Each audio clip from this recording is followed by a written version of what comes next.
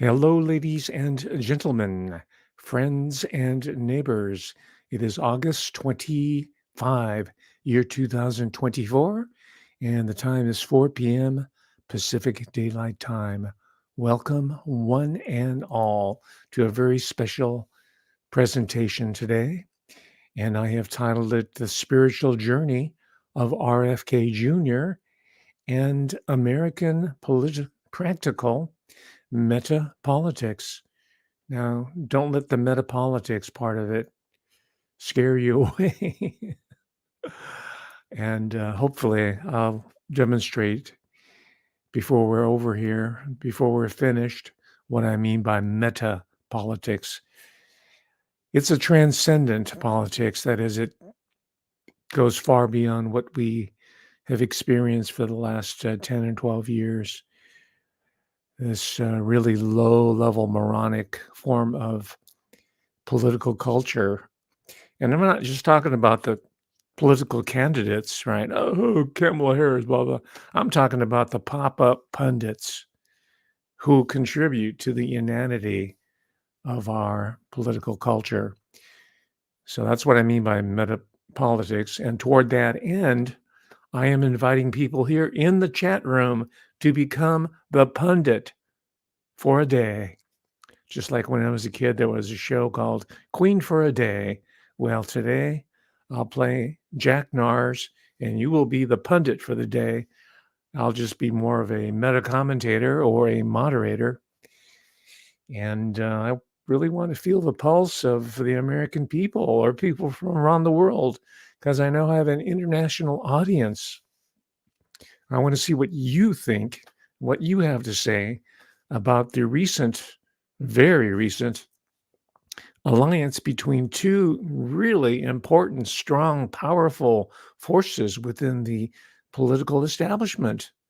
That is President Donald J. Trump and Senator Robert F. Kennedy Jr., who, as you know, is running for president of the United States. He's still on the ballot in select states, but for the most part, he is withdrawn from the race.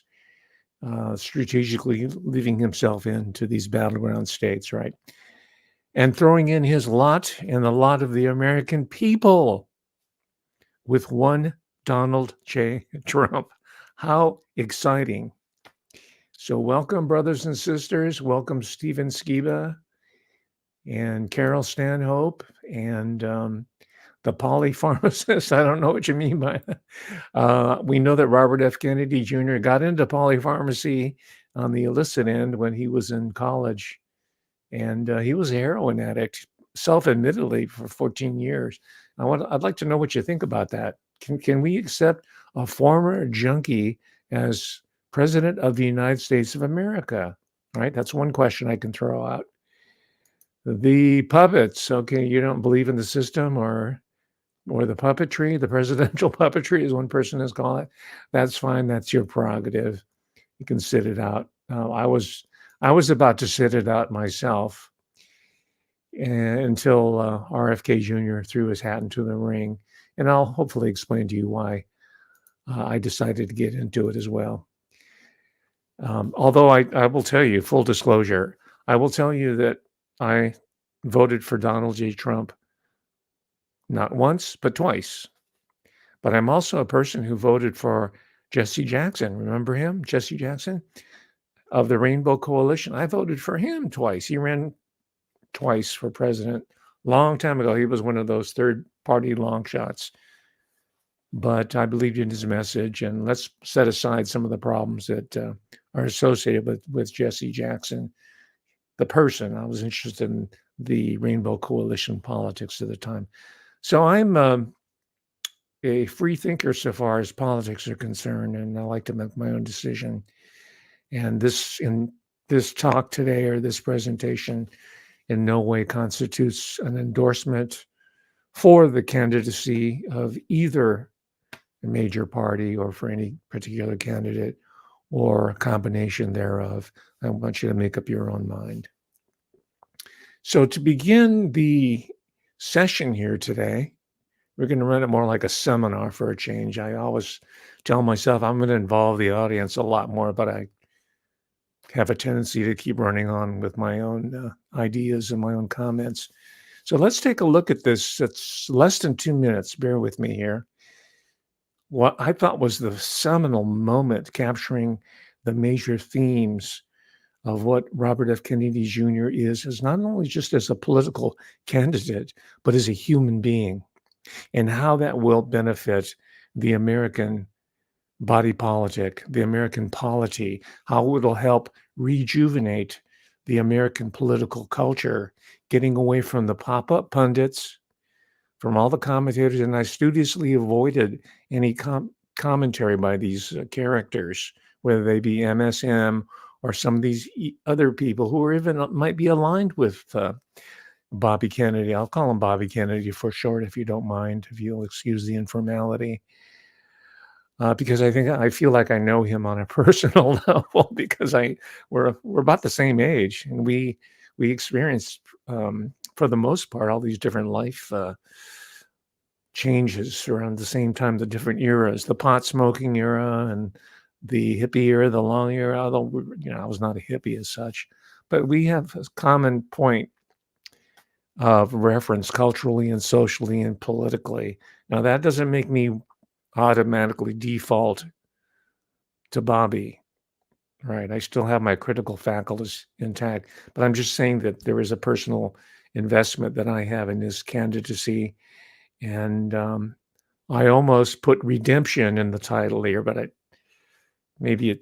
I thought it was going to sound too religious or quasi mystical to call it a form of political redemption that we were seeing unfold. But keep that thought in mind. Maybe you'll agree with it when we finally, if I shut up soon enough, when we finally get to your comments. But first of all, let's lead off with this incredible closing of his speech the other day.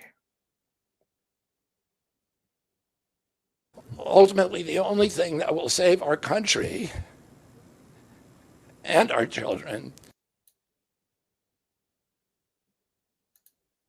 Ultimately, the only thing that will save our country and our children is if we choose to love our kids more than we hate each other.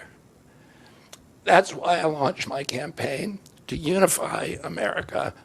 My dad and uncle made such an enduring mark on the character of our nation, not so much because of any particular policies that they promoted, but because they were able to inspire profound love for our country and to fortify our sense of ourselves as a national community held together by ideals.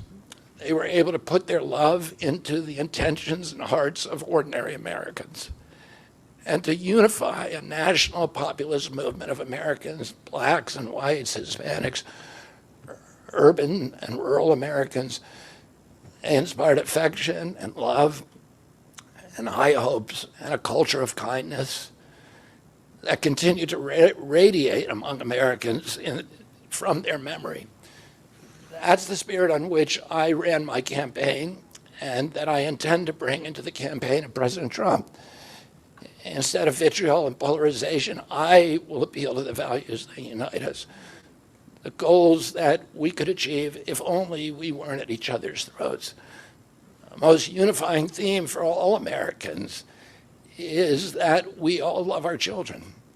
If we all unite around that issue now, we can finally give them the protection, the health, and the future that they deserve. Thank you all very much.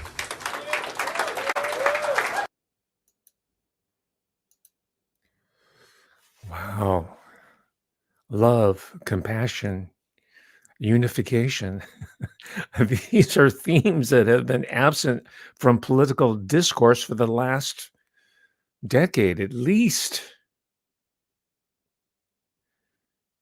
And I don't think he's paying lip service to this. What do you think? I saw something interesting from Polypharmacy. Sorry if I'm looking at the screen kind of weird because the print is very, very small here. But let me see if I can read it aloud for those of you who are just listening. RFK and Trump seem to have situational awareness and and sense of place in history versus pop culture of the moment. Yeah, I'd agree with that.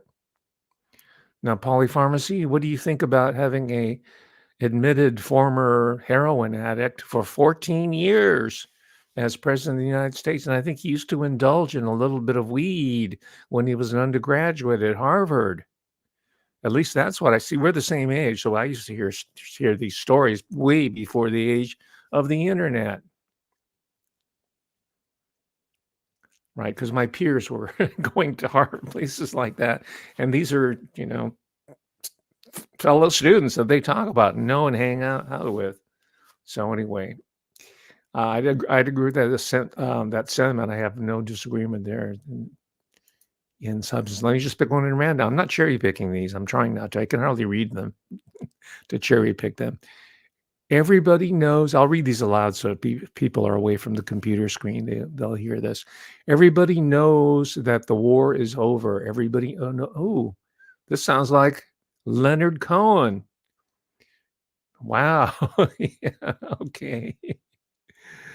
Apparently, the Pentagon and NATO, the United Nations and NATO, which he comes down on, by the way, he calls out NATO. He's not going to abolish NATO. He says he's not going to abolish any of these institutions, from what I've heard him say out of his own mouth. He's going to reform them. Maybe that's not enough for you. I have friends, I have colleagues, and they tend to be on the left. Oh, we got to take the whole system down. We got to start from the ground up. I said, well, who do you think you are? Pol Pot? Mao Zedong? El Guapo? Fidel Castro?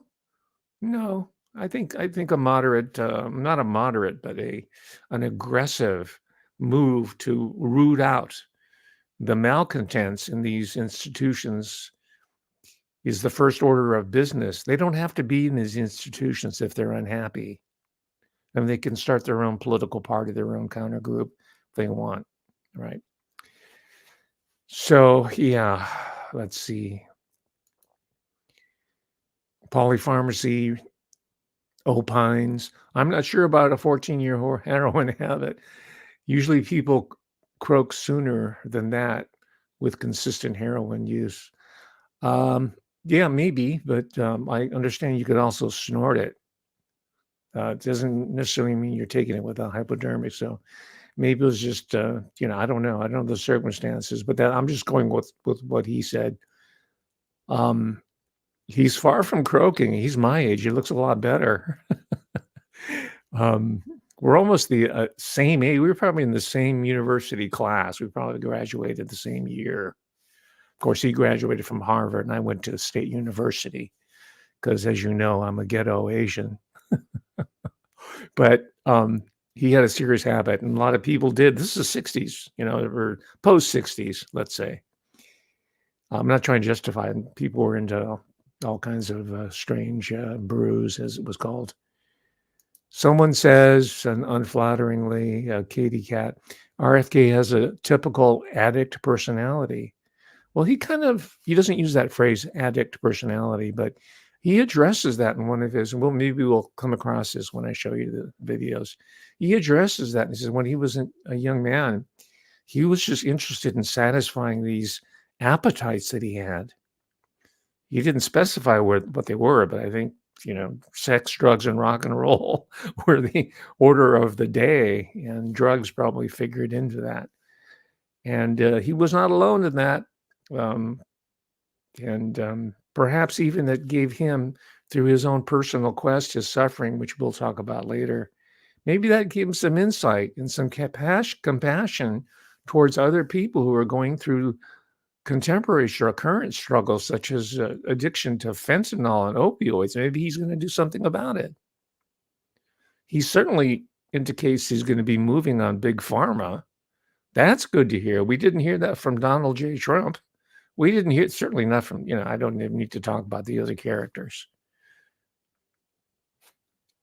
This is about RFK Jr. today. I'll try to keep it positive. Let me see if I can read this. Getting over a serious heroin habit takes tremendous amount of strength and character. Yeah, you either overcome it, or as polypharmacy said, you might die. There's a good chance you'll die of some sort of related problems, immunosuppressive problems. Hey, our friend Kathy Sue is here today. Good. Rose, do you go to Delta and Riverside? Capicola sandwiches are amazing. Is that Riverside, Cal? I'll write that down. I'm always good for a good capicola there. It doesn't have to be on topic, but I'm not going to necessarily put the comment up there. Vince Dugar, he's a funny man, says, make opium great again.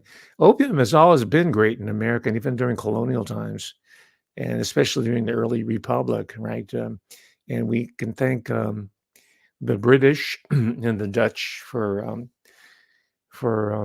bringing that into the Western Europe and the Americas. That's part of their business model back then, even till today.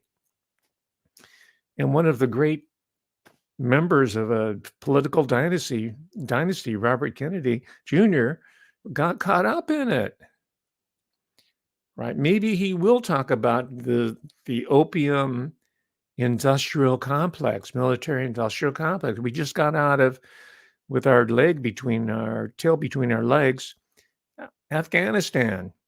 I have a suspicion we're still there, but we're pumping news sources of this these heroin, these opioid processes to keep the American public narcotized while making tons of money for the banks that launder the proceeds. I thought the Kennedy who was on heroin, I think there's been more than one Kennedy who's been on heroin. They're like a lot of American families with a lot of money. Or without money. They got caught up in the heroin plague. Right now it's opioids, but a generation ago it was heroin, and it was followed up with cocaine. Today it's fentanyl, as you said. So yeah, the family has struggled, not just RFK Jr. The British and Dutch, okay, someone's trying to nitpick me here. The British and Dutch were never British nor Dutch. I don't know what you have to say about that, but without being pedantic, I have to use a shorthand. I'll call it the Dutch East Indies. I'll call it the opium complex if that makes you happier. And by the way, there are lots of brown and yellow people who are involved in the trade. Modern China would not be possible if it were not for the British opium and American opium trade. The early Republic of China, headed by Sun Yat-sen and later Chiang Kai-shek, was founded on the proceeds made from opium, which was not illegal at the time, by the way. So I'm not trying to point the finger at any one group. I'm saying they were the masters in banking all these proceeds and converting it into political capital, right? We know that tons of Vietnamese were involved. Vietnamese American refugees, many of their families today were involved in the dope business and the gold and emeralds and all kinds of stuff, right? So I never fell for the sort of Nicole Shanahan. I'm not saying her family was involved. I never fell for this. We're the poor Southeast Asian refugee population. If you got here, especially in the early stage, you were connected somehow to this larger global system of heroin. Sorry, I want to hear what you have to say. I know what I have to say. I talk in my sleep. It says, you might like the article about them called The Council. Yeah, I've been reading a lot or hearing about The Council a lot lately. I don't know if it takes the ball any further than it already is. But I've been hearing these echoes of The Council. The Council. Is it another QAnon phenomenon? I don't know.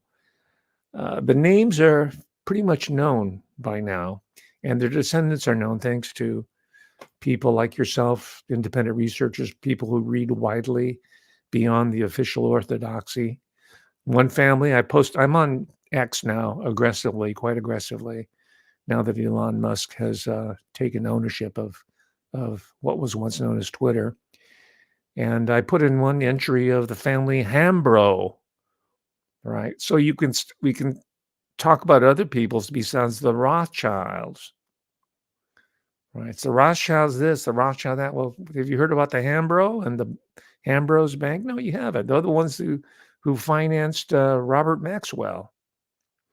It's not just one family. It's not just one ethnic religio group. It's an interlocking system of criminals, high level, who operate internationally and globally. Right. You might even say that the Kennedy family made some of its wealth from that sort of insider knowledge and insider access through the booze business and through stock market shenanigans. You know the story, so I don't have to go into it. And every single group that has attained political power, not just in the United States or anywhere in the world, has to go through the criminal phase. And the subsequent generations either learn from that and try to rise above it by having a spiritual reawakening, or they're crushed by it. They turned into permanent junkies and they die young. They die off. By the third generation, they are degenerate gamblers, alcoholics, drug addicts, you name it. It's kind of a curse. All right, let's see what I'm sorry for pontificating too much. American father, Chinese. Okay, all right. I don't know what you mean by American. Isn't she American? I guess if you're yellow, you're not American. I guess American is synonymous with white. But I'm not going to split hairs. Chinese mother, Shannon. Well, her name is Shanahan, after all. At least his running mate's an Irishman or Irish woman. Shanahan, there you go. And the Irish people, as a nation, modernity, civilization, modern civilization, world civilization would have not been anywhere close to what is achieved without the Irish people, let alone the Irish Americans, Irish Australians, and Canadians, wherever they went around, the Irish diaspora, in other words. And I view Robert Kennedy Jr. as an extension of this larger diasporic culture of emigration and immigration to other countries and enriching them materially, physically, spiritually, and politically. Right? I look at him and from that. And Shanahan, perhaps she's taken it, but maybe I don't trust her because she comes out of big tech, and she made some kind of nut from her connections with the big boys in Silicon Valley. Talk about Chinese, though. That's another diasporic population that you better look out for. I'm not talking about yellow people just for the sake of sort of ethnic, religio, racial pride. I'm just talking about getting the American political discussion into areas that we need to look at. And by just playing with these caricatures like the Chacoms and North Korea this, North Korea that. We're in America. So you want to talk about automatons and fascism and military dictatorship? We don't even have to go outside of our borders. And that's not me saying that. That's Robert F. Kennedy Jr. saying it. He goes in on the censors. He goes in on the military-industrial complex. He goes in on the CIA. We'll get to that in a moment. Let's see. Too much has been made taboo. Yeah, I'll agree with that in general. I don't know what you mean by that. I'd like to see the government out of our business. And that includes for personal decisions, too, as long as we don't hurt nobody else. Fern Henley, hi. You've been around in the chat room for a long time. Invisible Acropolis. You might want to try following. I don't know. I don't know who Mud Fossil is. Sorry. I know we have our favorites, but I'm going to try to stick with Robert Kennedy discussion. Julie Russell is another frequent participant in here. Let me see if I can read it. I agree, Professor Hamoda. It will only serve him to have compassion for those who suffer from the toxic poison of drug addiction, mentally, physically. Yeah, completely. Who can be against that? Who can be against making America healthy again? That's beyond a slogan. Don't we all wish for that? Don't we all wish for the welfare of children, the future generations? We want to bring there. And for those of you who are maybe younger, you don't realize how healthy even my generation was when we were kids. And RFK Jr. talks about the reasons why we have become progressively and an acceleratingly, scarily unhealthy population, and he plans to do something about it. And the drug addiction part of his life might have helped him see the light. One thing before I go on further, because I'm already 25 minutes into this talk, thank you for your contributions. As I expected, they're perceptive and compassionate thoughts about him, about RFK Jr. But one thing that people miss about RFK Jr., and I guess he has to be careful because there's so many snitches, and especially with cell phones everywhere, he has to be guarded, right? So he doesn't. His sense of humor does not really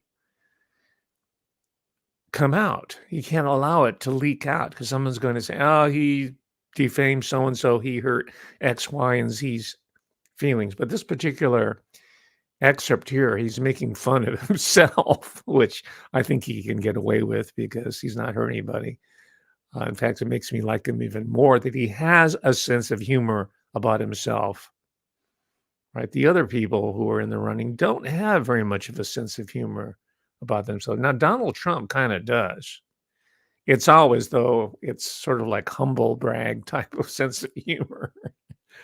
Like, oh yeah, I almost got assassinated, and he tries to play it up, but he knows he's a hero because he survived an assassination attempt. So let's take a look at the sort of drawl, dry, rye, and I don't mean whiskey rye, but WRY wit of Robert F. Kennedy Jr. Here we go.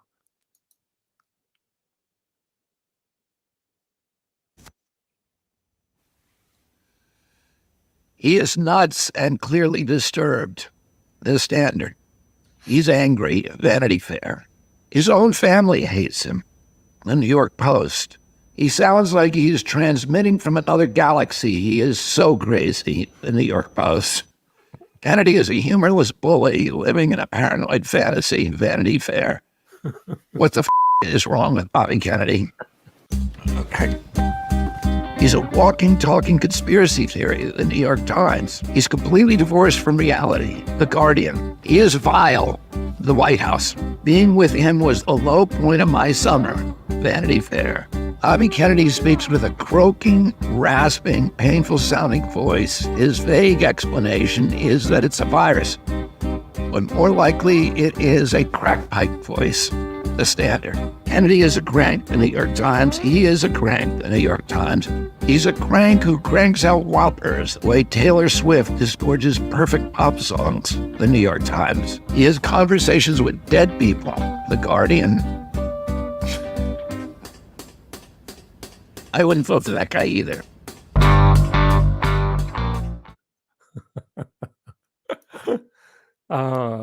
Yeah, he's probably only going to vote for himself in the areas where it's going to hurt the current occupant of the White House. But yeah, he has some fun at his own expense, and I'd have to give a lot of credit to the people who are advising him because unlike Donald Trump, he has some really solid, loyal people behind. I think I'm talking about RFK Jr. Whereas Trump has already he's showing signs of bringing in a bunch of miscreants that are reminiscent of those in the term number one. So hopefully RFK Jr. will set him straight, saying this guy's poison, this guy's toxic, this guy he's stabbed you in the back before, right? Anyway, your comments on this says, "Do you hate Arabs?" No, I don't. Would you like me to, or would you not like me to? He did not, RFK Jr. did not mention Arabs or Muslims in his talk, but he didn't mention yellow people either. He just said the usual standback, the Latinos and blacks are supposed to represent all the different groups in the discourse, but that doesn't stop me from. Okay, you're gone, Mr. Amin, you're gone because you're a flack, you're a shill, and you're probably not even Arab yourself. I suspect you're of a different religio ethnic background who's trying to cause trouble. Snitches. I don't know what we're talking about. Could you be more specific? But people don't like snitches. Let me see if I can read this. A mixture of good and bad. Regarding Kennedy's. All for the better good. It's good to talk. And yes, the heroin thing, terrible. Yep, not good. I think he's learned his lesson. Oh, snap. I don't know. Okay. All right. What do you think about him being married 3 times? I think we're kind of over. There used to be a taboo for political candidates, but Donald Trump, I don't think anybody raised issues about him being married multiple times. It used to be a taboo if you were divorced, if you ever wanted to run for political office. It's a different time. We're in 2024, so I guess it's a non-issue. You don't have to respond if you don't want to. So let's take another. We saw the anti-RFK slurs address. Let's see what RFK Jr. has to say about joining Trump. And he's not just endorsing President Trump, he is going to campaign. That means he's going to take an active role in the Trump campaign and perhaps even the administration. Maybe we'll have another show about where RFK Jr. should be placed as a cabinet member. I'm sure you have your own strong opinions on that. Let's take a look at what Bobby Jr. has to say here. And reaching out to me. And I talked to him a few hours after the assassination attempt, and we had a long conversation by phone. I then had 2 extensive meetings, and there were issues, the broad issues that were most important to me, the ones that brought me into the campaign, which was ending the Ukraine war, ending the censorship, and protecting children's health. We're all reforming our food supply, all the things that we need to do to make our children healthy again. Those are all things that President Trump also wanted to work on. And he invited me to form a unity government. We agreed that we'd be able to continue to criticize each other on issues on which we don't agree. But these issues are so important in their way of unifying our country. We need in this country to reach a point where we love our children more than we hate each other. It's a good unifying theme that I think a lot of people could get around. It's how we get there. That's always the devil is in the details. Have you all negotiated over or talked about a cabinet position, another position within a Trump government in exchange for your endorsement? No, there's been no commitments. But I met with President Trump, with his family, with his closer advisors, and we just made a general commitment that we were going to work together. What about the states where you're trying to get off of a number of swing state ballots to say, I'm going to stay on a number of state ballots, but in these swing states, I'm going to try to withdraw myself and ask my supporters, or at least you're telling them, think about supporting President Trump. Did you negotiate over which states you would try to withdraw from? Yeah, I mean, we all knew which states they were. There basically is 10 swing states where my presence in the race would have helped Vice President Harris and would have harmed President Trump. So I'm going to get off the ballot in those states, and then we're going to stay on the ballot in 30 states. And, I'm in. Okay, most of you know about the strategy. Let's see here. Someone said, trying to get RFK Jr. in a gotcha. He was photographed attending Ghislaine Ghislaine Maxwell was a professional photo bomber, was she not? I mean, wasn't that her job to stand next to prominent people so that she can compromise them? I'm sure Bobby Kennedy, that's probably why he's so guarded and can't let down. It's because people are always trying to, gotcha, Bobby, gotcha. And he's come clean about his past. Ghislaine Maxwell, Star Talk, I'm not sure. I'm not familiar with the show, so I can't comment on that. But she was a fame whore, and she's in prison. And Neil deGrasse, is that the scientist supposedly? I don't even know if he has this. He's that PBS shill for fake science, right? If I'm getting it wrong, forgive me. If you're a celebrity, if you're a political figure, if you're a person of any prominence, people will want to stand next to you and get your picture taken, right? Believe it or not, I've had people photobomb me. They drop my name and I'm a nobody, or my picture, and they tell them how tight they are with Professor Hamamoto.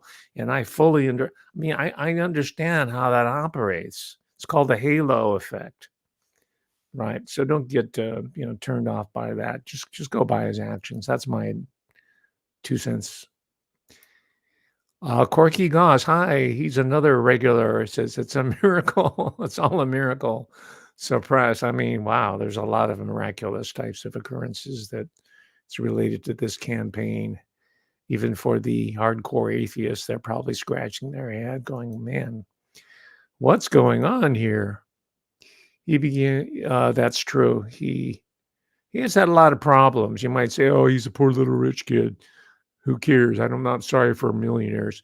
But yeah, I mean, he was, I was the same age. Okay. I don't think it would have been very easy for me to handle if my father died under any circumstances.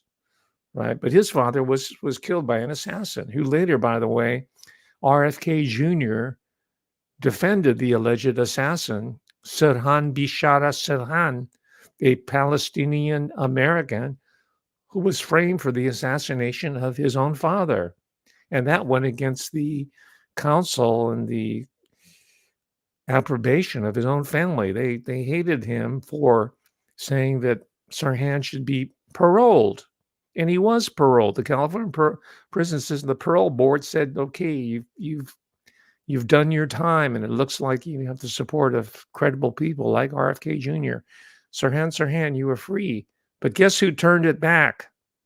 None other than pretty boy, Gavin Newsom. Right? Kamala Harris's buddy out of San Francisco, part of the Getty mob, Getty. So Sirhan still sits in prison, but Bobby Kennedy went to bat for him. And I'm not just talking about a casual verbal endorsement. He went to see him in prison. He studied the case very carefully. This is a committed individual. This is someone that you'd want to have on your side if your ass was in a sling. Okay, let's see. Take a look at his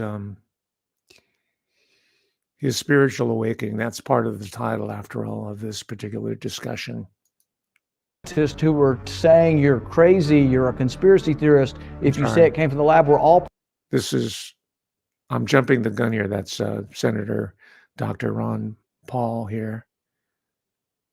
Let me see here.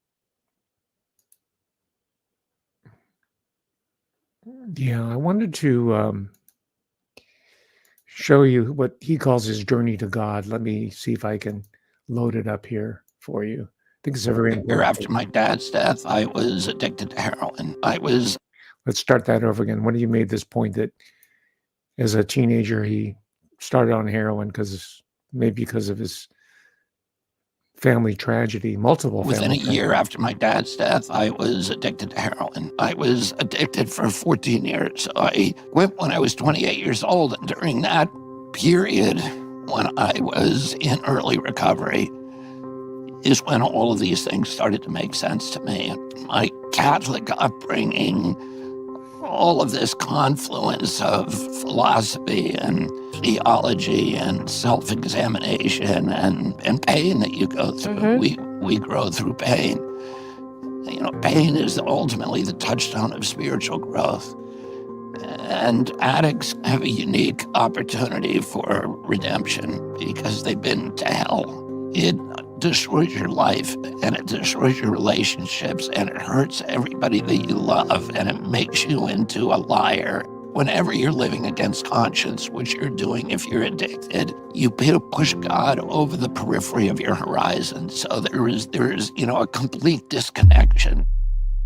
I feel like I was like a one-dimensional human being, that I was a collection of appetites that needed to be fed all the time, and that becomes a full-time job. When I finally got sober, I came in, with my life wrecked, and I came in on my knees, and I made a decision. I knew I needed a spiritual realignment. And then I picked up this book by Carl Jung called Synchronicity. It was a kind of synchronicity that it was sitting on a table. And the reason I picked it up was because there was an album by The Police that had just been released, and it had the same name, and I didn't know what the word was. So I picked it up out of curiosity. And synchronicity is a coincidence. It's like one of those things that happens to all of us. When we start noticing them, it happens more often. An example would be you're talking about somebody who you haven't seen or thought about in 20 years. And the phone rings and it's that person on the phone. And these little things happen to us all the time, right? And Jung saw those as interventions by God who would reach through the universe and break all of his own rules, the rules of mathematics, arithmetic, of percentages of chance, and of time and space, would reach through and do these little things to touch us on the shoulder and kind of say, I'm here. You're looking at a miracle. And Jung was a deeply spiritual man. Jung began having these very authentic spiritual experiences when he was a kid. And he remembers the dreams that he had and these synchronicities, other authentic spiritual experiences that kind of guided his life in this extraordinary way. What he says is that I can't use empirical tools and scientific tools to prove the existence of a God, but that I can prove that, having seen tens of thousands of patients come through his hospital, that people who believe in God get better faster and that their recovery is more durable and enduring. And for me, reading that was much more impactful than if he had said that he had proven the existence of a God, which I would not have believed. Right. What he was saying was, it's irrelevant if there's a God up there or not. If you believe in one, your chances of living a healthier life and of recovery are better, and it's an easier path. And at that point in my life, I had made a vow that I would do anything at all, if it increased my chance of recovery by even 1%. But I made a decision, I'm going to start believing in God because it's going to improve my chance of recovery. And then I'm confronted with the dilemma of, how do you start believing in something that you can't see or smell or touch or taste or hear or acquire with your senses? And Jung solves that problem by saying, fake it till you make it. Act as if. And he said, the faith will precede the evidence, that there will be evidence that will be overwhelming. I immediately, while I was reading this book, I said, okay, this is the answer. So I'm just going to start pretending there's a God up there, that he's looking at me all the time, and that life is kind of a test, and that, we're supposed to do the right thing, and I'm supposed to behave myself even when I don't have an audience, so even when nobody's watching me. The day I finished that book, I went out on a volleyball field. I was playing volleyball, and somebody hit the ball on a very, very powerful punch. It went way up, and then it came down and hit the top of the post, and it made this errant flight back up again. And as it was relaunching, I said, so that everybody on the field heard me, I said, that ball is going to get hit by a Mack truck.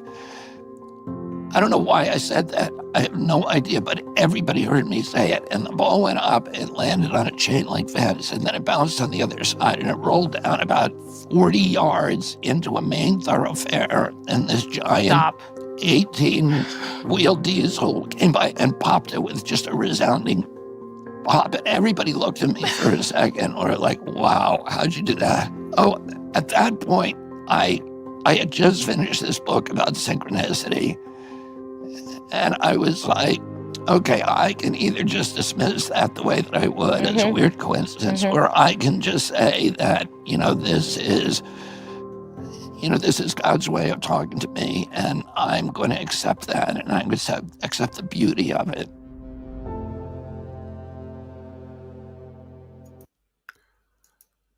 Okay, we know that's a campaign piece. We'll admit that, but beyond that, I think the sentiments are honest and about as pure as you can get so far his own spiritual awakening goes. I'm talking about RFK Jr. He impresses me as a thinking person. Not that academic credentials are proof of it, but he has the degrees from Harvard and University of Virginia, one of the top law schools, and even got a master's degree in legal studies. And he reads constantly and he writes constantly. He must be working at it constantly because he's written about 2 or 3 books now under the imprint of the Children's Health Defense Fund, which he's most closely associated with. I have all his books and I read them all, not line by line because they're very, very dense, but they're well footnoted. Citations are there. The evidence is there. He's not just a spiritual wishy-washy neo-hippie. He is a hard-headed, practical person who looks at the science, and he's got the receipts to show he's paid his dues with those books that he's written, the great ones. And all those efforts have helped turn the tide to get, I think now the vast majority of the American public know that there's some fundamental reform that needs to be brought into play to rein in the power and to get away from the corrupt practices of these so-called regulatory, or they should be called self-regulatory agencies. Anyway, I promised you that I wouldn't be grandstanding as much as I usually do. Let me see what you have to say. I think RFK. I liked RFK Jr. before, and now I like him even more after hearing that. Yeah, he's a good guy. How many guys like that do we know? Very few. Any thumbs up crushers up there? I think there's some clowns who've come on. I think I've deleted them while we're running the videos. Like Janos, I don't know who that is. I can't get the reference. You might have to flesh that one out for me. A what person? I don't know that. Sorry. He's not just a Nepo bee, I guess nepotism, but he's also a rabid Zionist. Well, I don't know about that. And I don't know if him being a Kennedy helped him through his 3 years of postgraduate study at the University of Virginia, one of the top law schools in the country, and helped him pass the bar examination, and also turned his law training and practice and licensing for the benefit of people such as who were involved with the environmental movement, such as the cleanup of the Hudson River, which was a miles-long sewer by the time he got involved, and he turned it around. So there's some solutions there. And you can continue to call him a Neep. It doesn't really matter. I mean, the name calling goes on. He's going to take a lot of abuse, but he's done far more than any other of the candidates. I'm talking about political action candidates who are in the running now. The proof is in the pudding, as they say. He has a Modema Rose says he has his own mind and doesn't align completely with others or a group per se. Yeah, and that should be our approach as well. Okay, Denise Bilby obviously has read the book. Excellent book on Fauci. I think you're referring to The Real Anthony Fauci. I think that was his first book of that series of them. And Big Pharma. Now, I'm sure you know that he's made the connection. And I think I sent this to my Patreon sponsors, this article published out of Yale University, some authors out of Yale, connecting big tobacco with big food, right? And you don't think he's going to be putting those statements, those observations to action if he became a cabinet member? He'll have to. For the sake of his own name, his own legacy, he's going to have to follow up on many of these observations that he's made. These other people that really don't care. Cammie Harris can say, yeah, no tax on tips, and of course, if she gets elected, you know what's going to happen. It was a stroke of genius that no tax on tips was announced in Las Vegas, which has a highly unionized group of numbers of workers who are in the union, the culinary arts union. I don't know what it's called, but these are the waiters, the bartenders, and servers and related people. For some reason, Gigi Abby Lynn calls him a sneaky bastard. Yeah, maybe he is. I don't know. We'll find out. What a wonderful testimony. My journey has been very similar. Okay. I think a lot of people can identify with his struggles, RFK Jr. And people are always attacking you. If you're a person of any prominence, if you're going to be attacked. That goes with the territory, as the saying goes. If you're not being attacked, then you're Joe Biden, I guess, or you're one of those corporate types that go to these corporate events and you're friends to everybody. No one knows really who you are. You're a backslapping, drinking person. Your golf game's pretty good, but you're a nowhere man, right? RFK Jr. is a somewhere man.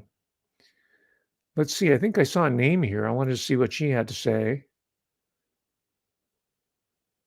Oh, yeah, here she is. Debbie Zopina. She says, I read the Fauci book too. Okay. I think a lot of people bought that one. It's a good book. I read his Fauci book too. I did enjoy it. But as soon as I came, I don't get the last part. Yeah, I got it too. I was an early adopter of all his books. Let's see. Replace Tony Science or Tony, who's time? Is that Fauci? I guess with RFK Jr. Yeah. What if he became the cabinet member to run those affairs? A lot of those little rats at the so-called National Institute of Health and the mice in the National Institutes of Mental Health.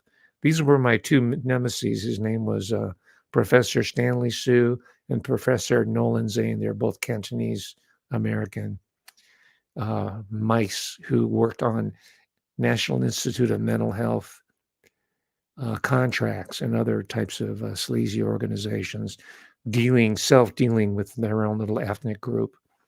And they were my nemesis because I didn't want them to slap tags and pathologize my perfectly healthy students on the behalf of the pharmaceutical industry who wanted to get yellow students onto pharmaceuticals, psychotropic drugs, and all these other types of medications they invent purely for profit, right? So I know this intimately, and I taught these themes and I preached against them.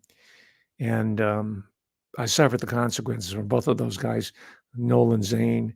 Richard Kim, who's Korean American, was one of their other toadies. I'm calling them all out now. And Stan Su and a woman named Wendy Ho, who was so terrible a professor. She was demoted from full professor to lecturer. That means we don't really believe you're a researcher or a writer or an academic or a scholar. You just teach the undergraduate courses that nobody else wants to handle. Yeah, they all got up. They decided, hey, we can't have this person warning young people against the dangers of illicit drugs, of big pharma. All right, so RFK Jr. not only was dealing with illicit drugs on a personal level, he's been tackling big pharma. Okay, a lot of us currently are married to Democrats. Democrats, Gigi, it's kind of irrelevant. Okay. Yeah. Well, RFK Jr. talks about how family members were pitted against each other because of this polarization psyop. This is my comment, this polarization psyop that's been put into play for the last 10 years. Red state versus blue state. No.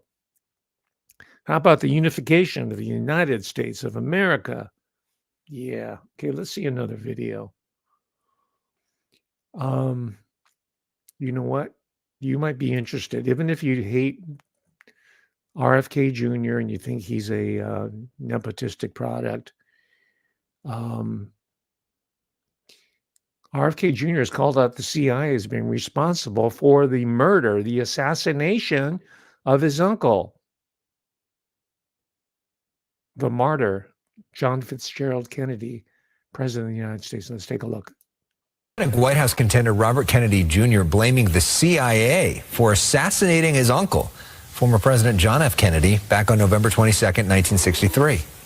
There's a 60-year cover-up. The Warren Commission was run by Allen Dulles, who was the head of the CIA, who my uncle fired. Congress found that, it was a plot. It was a conspiracy. There were multiple people involved. RFK Jr. adding there is overwhelming evidence that the CIA was involved in his murder. I think it's beyond a reasonable doubt at this point. The CIA, of course, calls claims the agency was involved in the assassination of JFK a lie. Now, Kennedy is citing James Douglas's book, JFK and the Unspeakable, as having the most evidence. Tonight, RFK Jr. calling on President Biden to release all the documents about his uncle's death and follow through with the 1992 Assassination Records Act Biden voted for. Yes, indeed. So how does that translate into practical application? Well, they had a conversation, RFK Jr. and Donald J. Trump, presidential candidate and former president of the United States of America. They had a conversation, and it's translating directly into what President Trump is pledging to do once he attains office. Let's take a look at what he has to say, President Trump.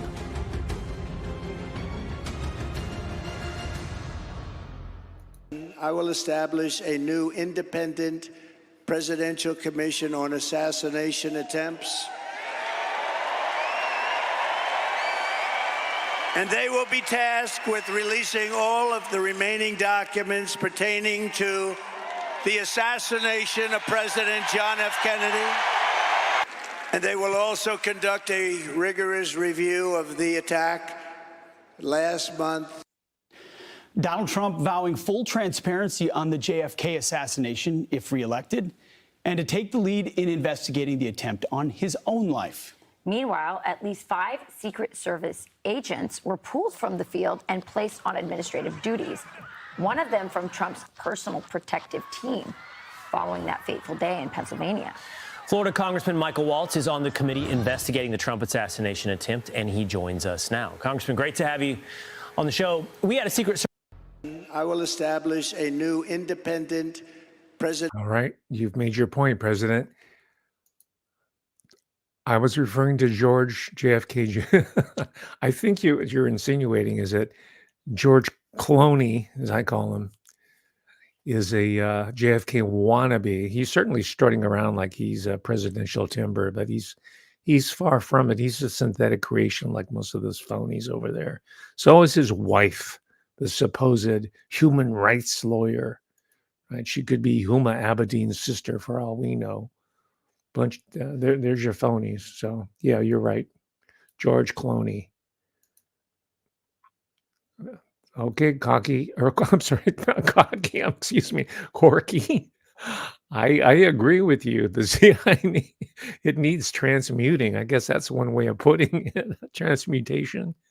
They already are a bunch of mutants anyway. They're probably from Zeta Reticula. They're reptilians trying to take over the Earth. They certainly are not behaving like ordinary human beings that have the American people or the world population in their best interest. So yeah, transmutation might be good in their case. Notice that he didn't say he's going to get rid of the CIA. I'm talking about RFK Jr. He didn't say he's going to destroy, turn the CIA into 1,000 pieces or destroying these institutions. That's not very wise on a practical level. He's saying, no, we're going to reform them from within. But the practical results is when the new sheriff comes into town, like an RFK Jr., then all the little criminals and the wannabe people who've taken over the town and terrorizing the people are going to scurry away like a bunch of cowards that they are. So it's a good strategy. There's no threats in his work, in his words, or in his deeds. He's just going to say that he's saying these institutions are going to have to shape up in ways that are consistent with our values, the American people's political values, and our constitution and our Bill of Rights. Okay, let me conclude then with a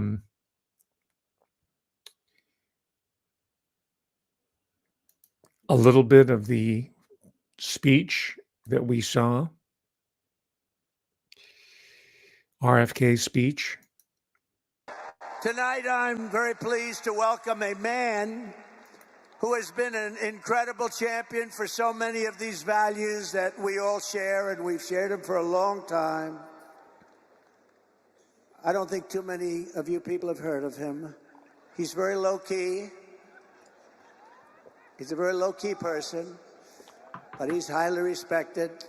He is a great person. I've known him for so long. For the past 16 months, Robert F. Kennedy Jr.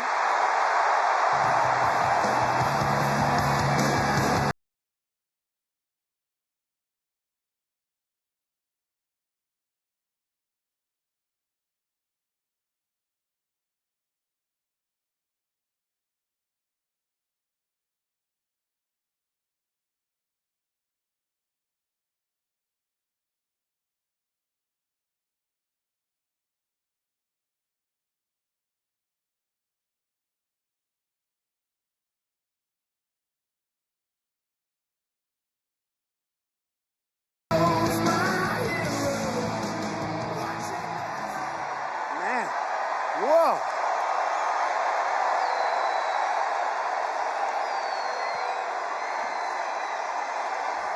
And he deserves it. He deserves it.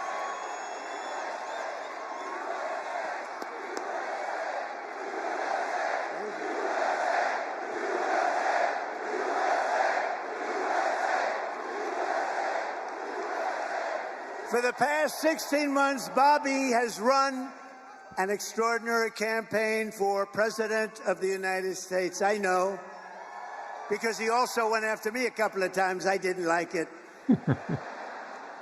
And I mean this sincerely. Had he been allowed to enter the Democrat primary, he would have easily beaten Joe Biden, but they wouldn't let him in. They put up rules. I've never seen rules like he had to have 65% of the vote in order to run, you know, little things like that. His candidacy has inspired millions and millions of Americans, raised critical issues that have been too long ignored in this country, and brought together people from across the political spectrum in a positive campaign grounded in the American values of his father, Robert Kennedy, a great man, and his uncle, President John F. Kennedy. And I know that they are looking down right now, and they are very, very proud of Bobby. I'm proud of Bobby, you want to know the truth.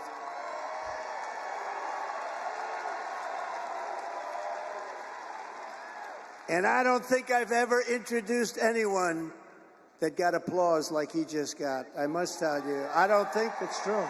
I don't think I've ever introduced anybody that got applause like that.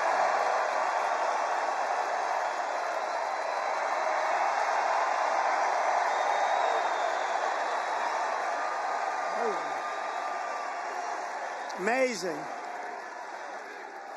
It's true.